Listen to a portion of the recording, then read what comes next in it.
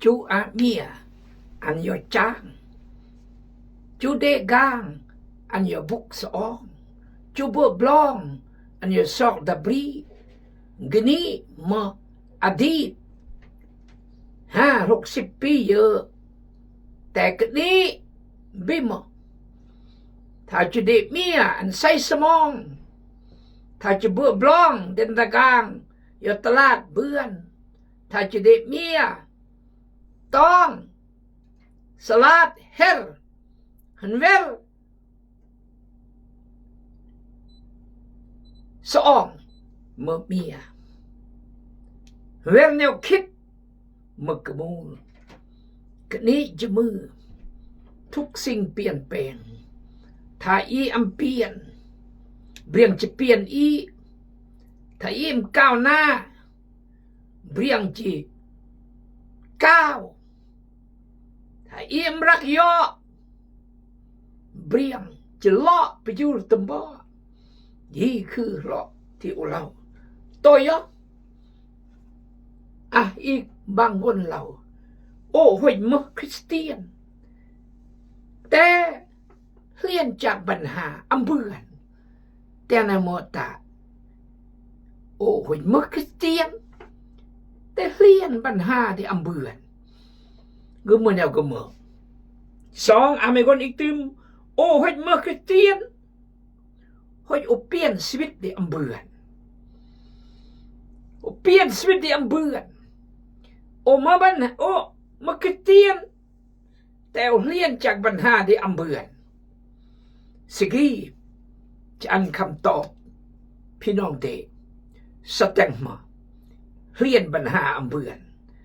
และเปลี่ยนอำเบือนจะอันคำตอบถ้าพี่น้องเจก่อนตายเด้งแหมยอสิทธยาบิบาลอาจารย์อำตั้งใจยังและก็อำจุเดอำจุเนงอำจุเข้าใจก็อำเข้าใจเมื่อมวยตะโลกีจะเบื่อง่ายเมื่อมวยตะโลกีจะเบื่อแบบสมัยจะต้องใส่ความคิดสติปัญญาและใส่เวลาใส่ความอดทนและนำพักนำแรงสุภาษิตแย่ของเราและเรียนอุดมอลจึงจะเบื่อฉะนั้นกุนสลาด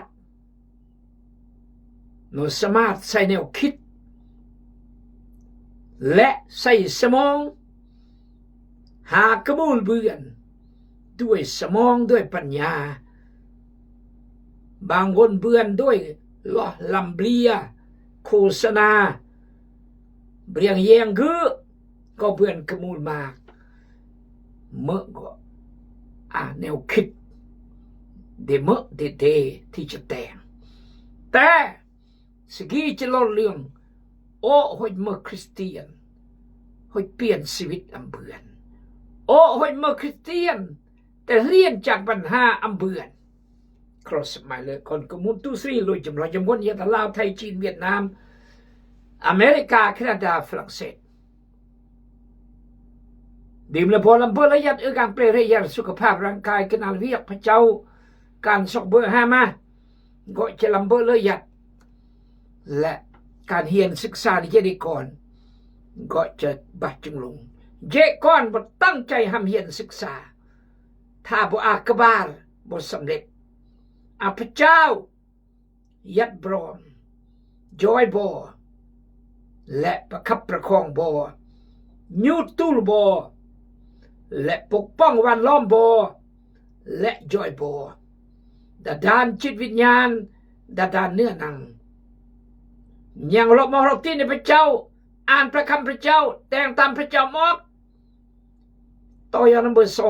2การศึกษาจงพอพระเจ้าเลยก็มุกเลิศเลยสิอยู่อย่านวดกันไหมอย่าก็นวดโอ้นี่เราโอ้ยเปลี่ยนใจกระมูลเก่าจริงนวดเราโอ้ไม่ได้ใจเมียเมื่อเดียเมียมาแต่เมื่อมากคนไงนวดขี้เลยใจกันเพราะบางคนนี่นวดห้อยยางยอเลย อันเราโอ้เมื่อแนวนี้โอ้เมื่อคริสเตียนโอ้ต้องสัตย์ซื่อโอ้จำแต่งแนวนี้น่าจะงูลซะยายก็นวดแกรกำราเมนี้เมื่อคริสเตียนเนี่ยฉะนั้นนี่คือ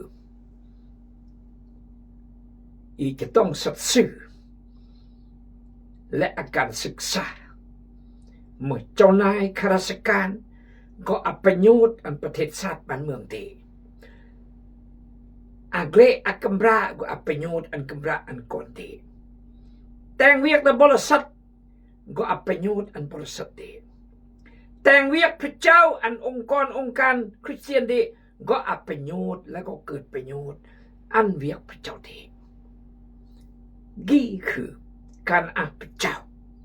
และการอาการศึกษาจากนี้ก็เลยนะจะเลือกเองเลยกำราสอกเองเวียกกระดอนอุ่นกระมูลเองสอกเวนรถเวนล้อกางโจแต่งเองเพราะหนึ่งเหมือนโจอิบแต่ละคน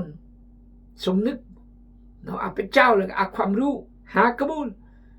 สอกกำราเราสอกแซดเหมือนคนเลอะคนเข้าใจเนาะคนที่ยอมรับย่อเพื่อนแบบนี้พี่น้องเอาละสกี้จะไงรู้ย่อเรื่องแต่งหมอกจริงเมื่อคริสเตียนหอยเปลี่ยนแปลงอำเบือนเมื่อคริสเตียนหอยเลี่ยนปัญหาอำเบือนแย้มรับย่อพี่น้องเอ๋ยจะอ่านรับย่อพระคำพระเจ้าเราดึงเก้อหนังสือมัทธิวบท16 ข้อ 24แล้วพระเยซูเจ้ากล่าวแก่พวกสาวกว่าถ้าผู้ใดอยากตามเข้ามาให้ผู้นั้นตัดสิทธิ์ของตนหับแบกไม่กังแขนของตนแล้วที่ตามเข้ามาเพราะผู้ใดอยากรักษาชีวิตของตนไว้ให้พ้นผู้นั้นจะเสียชีวิตแต่ผู้ใดที่จะเสียชีวิตของตนเพื่อเห็นแก่เฮาผู้นั้นจะได้รับชีวิตนั้นร่วมอยู่อธิษฐานพระยงพระกรพระมาบริสุทธิ์ขอบคุณพระเจ้าสำหรับพระวจนะพระคำพระเจ้าขอพระเจ้าอวยพรโดยจำนวนที่มีรายการกีและอำยังพระเจ้าก็รักโลยเผาเมื่อตำเตสัตว์เมื่อตำเตและขอพระเจ้าอุเดชสติปัญญาขอพระเจ้ารับเกียรติเพียงผู้เดียวอธิษฐานในชื่อพระสุคิดเจ้าอาเมนปัญหานำที่แก้ปัญหาที่มันตกให้สมคริสเตียนและอาการเปลี่ยนแปลงเพราะมันหนึ่งโอจะแก้โอเองและโอจะเปลี่ยนโอเองโอจะเปลี่ยนโอจะมุกเลิกแล้วก็พยายามแต่งแล้วก็พยายามแก้ปัญหาโอเมื่อวิธีในคริสเตียนเมื่อถ้าพยายามจะแก้เองเมื่อคริสเตียนเราจะแก้แก้เบื่อแต่พอจะเราตรงนี้เพราะโหยแก้เบื่อจึงไงจะรอพระเจ้าเมื่อไงจะรอพระเจ้าไงพยายามแก้เองไปเอาละไปสู้เราทั้งหมดถ้าเมื่อจะอะไรอันตัดสินภาษาไทยชนะตนเองภาษาอังกฤษ deny yourself ปฏิเสธมีเองและตัดสินมีเองดูคนในโลกให้สิทธิมนุษยชนที่สามารถตั้งอุ่นเอากันนี่นำพูดแต่ดูคนนี้สิทธิ์ที่โสมาที่ลมมาเรื่องโอสิทธิ์ที่แย่งมาเรื่องโอสิทธิ์ที่ยังมาเรื่องโอสิทธิ์โอที่จับมาเรื่องโอสิทธิ์โอที่ยังยออันมา มาเลี้ยงโอสิทธิที่โอจิสิมาเกียรติอันมาเลี้ยงโอแต่ภายในจิสโลมาจิยังมาจิมยังมาจิตรกัดมาจิจับมาจิยาอันมาก็สิ่งที่ก็ขัดพระคำพระเจ้าสิ่งก็สอดคล้องเราเจอเราได้ก่อนนั้นไม่ใช่เราทรกูดยอสอดคล้องผิดจุบมาจุยังมาจุมยังมาสิแต่สิ่งนี้ก็พอเนี่ยพระเจ้าหรือบ่ลืมสิ่งโอจุมยังจุแยงจุเม็ดจุจับจุยอจุเบอร์มือพระเจ้า number 1 number 2ตัดสิทธิ์นั่นก็คือเปิดเสรีภาพดลออีจุเบอร์สิ่งไหนเอ้ยที่ถูกต้องเบอร์ตัดสิทธิ์อันพระเจ้าทรงนำและอันพระเจ้าครอบครองอันพระเจ้าตุมบริรู้อียอดมันที่จะอันเกิดอรอียอเหมือนอิสราเอลเมื่อคอยในอียิปต์430 ปีทุกลำบากเกิดก่อนจะบรงผ่านปิดจูเลียนจากอียิปต์จูเลียนจากคาทาสโอเคจูเลียนโอรยามทรมานแต่เมื่อรอดเวลาพระเจ้าเปลี่ยนอันเลียนกับกายจูเลียนทั้งบางเตียมประเตกนาอานอย่าทำมือสิกีกุยะกำลังต้องสู้ยอจมือกีโอลาโอเคกาซาสนวนกาซาจูเวลกายสนายป้อมผักยี่สิงอึลสเกรเปลแตงโมเปลเกียวสิงกูกามอมสิงการกะสิงการจูเบอร์เพราะตัดสิทธิ์ชนะตนเองปฏิเสธตนเองและสิ่งตนเองตนเองจูเบอร์จูมาก้าวเปลี่ยนแปลงโอ้พระเจ้าเอ้ยย่อยขนาดแน่ขนาดย่อยเราเดิมเบื่อนเราจะมาเรื่องเมื่อตำแต่ปัญหาเมื่อตำแต่อุปสรรคเมื่อตำแต่ปลาหานยอพระเจ้าบรรดากลแต่งเวียกนักและบุรมบุกตัมจงไกจรโอมัทธิวบท11 ข้อ 28จงไกจรโอแล้วจะอันบบุรมบุ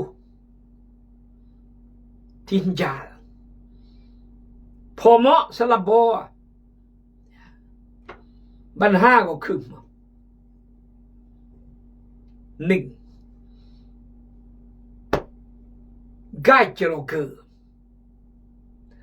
แล้วเวอร์จรบุอันก็เวอร์จรบุอีอันก็เวอร์จรบุอีปิดดีว่าที่อุกอกมาโทรศัพท์ตัวอย่างที่ก็มูอีกบุยังบุยเรื่อยๆอันพระเจ้าเวอร์มะอีจะเวอร์อีเองครอบพระเจ้าเวิร์ดพระเจ้าเติร์ดปิดแ แต่มากบัดก็พระเจ้ายากและจะอันพระเจ้าเว้ยทีนี้มากเงื่อนไขที่คืออันเตียงโอมจุดแตงเนี่ยก็มออันเตียงก็มออันโอมมาอ่านพระคัมภีร์อธิษฐานอย่าพูดถวาย10%อันโอ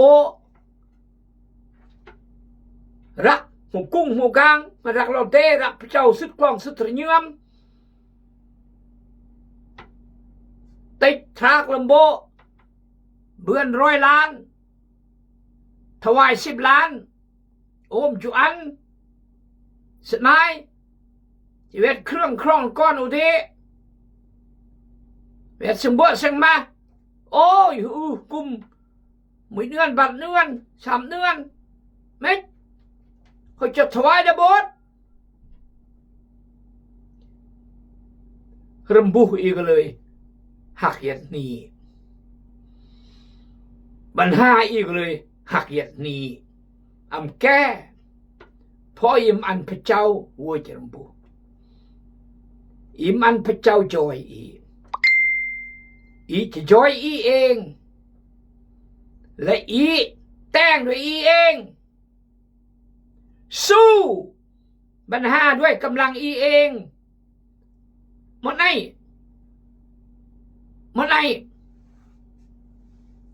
อันพระเจ้าจอยก็ไม่ว่าอีจำแตงมวยอีพวกเราขี้เกิดและพระเยซูเจ้าก็กล่าวแก่พวกสาวกว่าถ้าผู้ใดอยากตามเข้ามาให้ผู้นั้นตัดสิทธิ์ของตนหับแบกไม้กางเขนของตนแล้วติดตามเข้ามา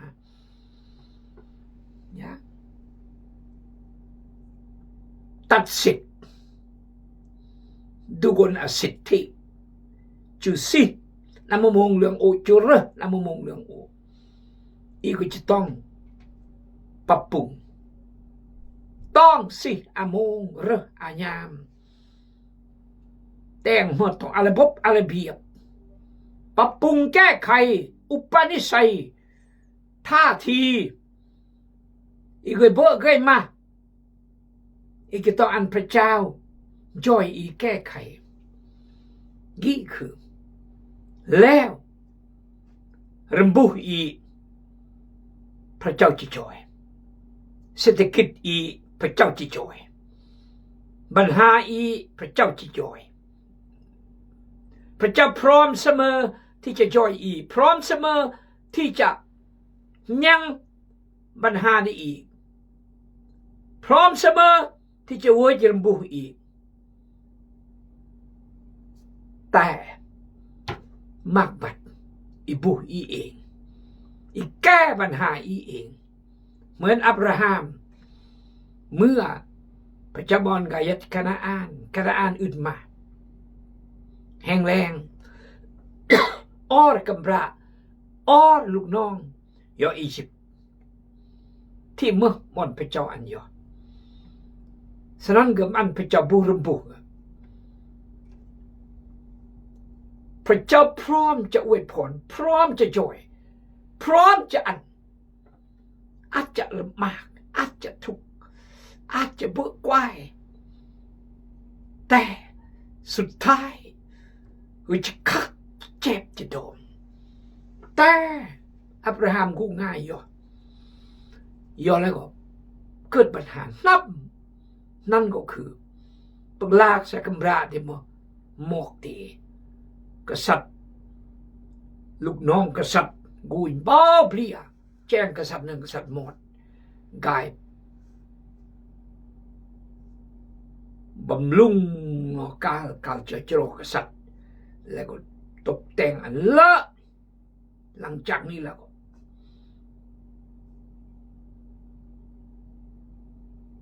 พระเจ้าแต่งอันพระราชวังฟาโรห์เกิดพญาติโลกขาและพระเจ้าโซดาลอมโปอันยอกษัตริย์อียิปต์ไม่จะหานไม่แตะต้องแต่มกีมกำราผู้รับใช้ดิโอมกผู้ทำหน่วย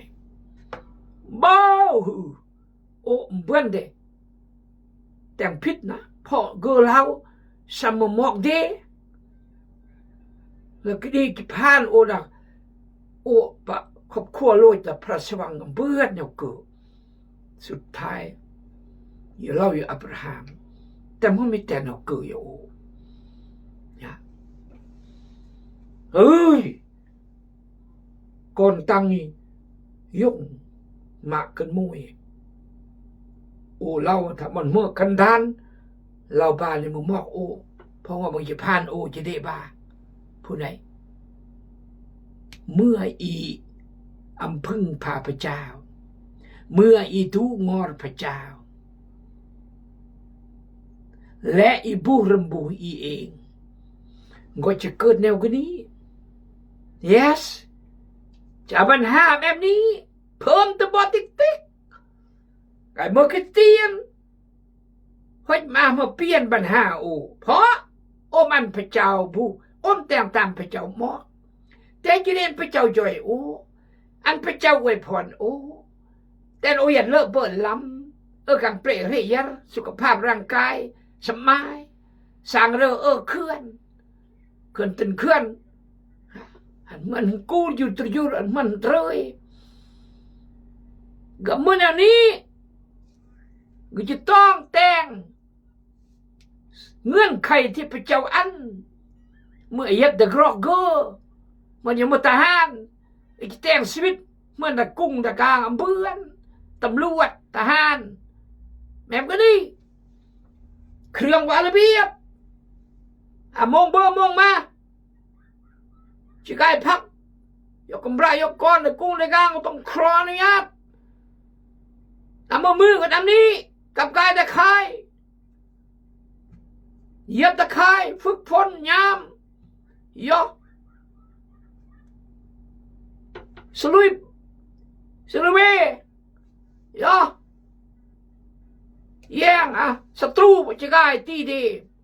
ต้องยัดระบบระเบียบเหมือนพิสูจน์เล่าเลยงนก็มอจะไรโออันงนตัดสิทธิ์และกล้ำสองกันแค่นี่ไรโอสองกันแค่คือความทุกข์ลำมากปัญหาต่างๆแต่กล้ำอย่าไรเกอเมื่อไรเบรียงอย่าละหิวละบรีละสองโบสองมาเมื่อนี่คือที่พระเยซูสอนเมื่อคริสเตียนมาการเปลี่ยนแปลงเมื่อคริสเตียนมาปัญหาเลียนปัญหาเพราะอิมตนอปลาอิมพอจันบางเปลี่ยนแปลงปัญหาเด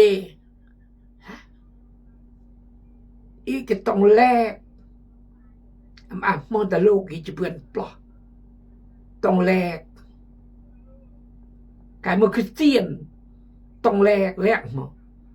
ปิดสิ่งมั่งมอดสิ่งเมมากแนวที่กูพอใจก็คัดออกคัดระเยื่อมแน่นกลองแน่นระเยื่อมนี่คือไหนมือสิ่งพระเจ้ากูไหนมือสิ่งพระเจ้ารักไหนมือสิ่งพระเจ้านี่เตงแต่สำหรับแน่นก็เลยเปลี่ยนแปลงก็เลยปัญหาน้องนี่คือคำตอบจะต้องตัดสิทธิ์ชนะตนเองพระเจ้าเราไม่กุลมือกิจเลวไม่เมเดนปลาว่ากี่ก้อยจัดการไม่ได้ตัดสิทธิ์กล้ำสองกันแขนนั่นคือปัญหากล้ำปัญหาอยู่ไรเกิดและคือจะจอยเพื่อไรเกิดบุปัญหาคือจะจอยบุปสรรคคือจะจอยพออยู่กล้ำอยู่ไรเกิดถ้าไรเปรี้ยงแล้วไปดื่มและพี่น้องเข้าใจพระคำพระเจ้าบุบยอมเมนมือต่อยยังไม่บ้านรอบขอพระเจ้าอวยพรอาเมน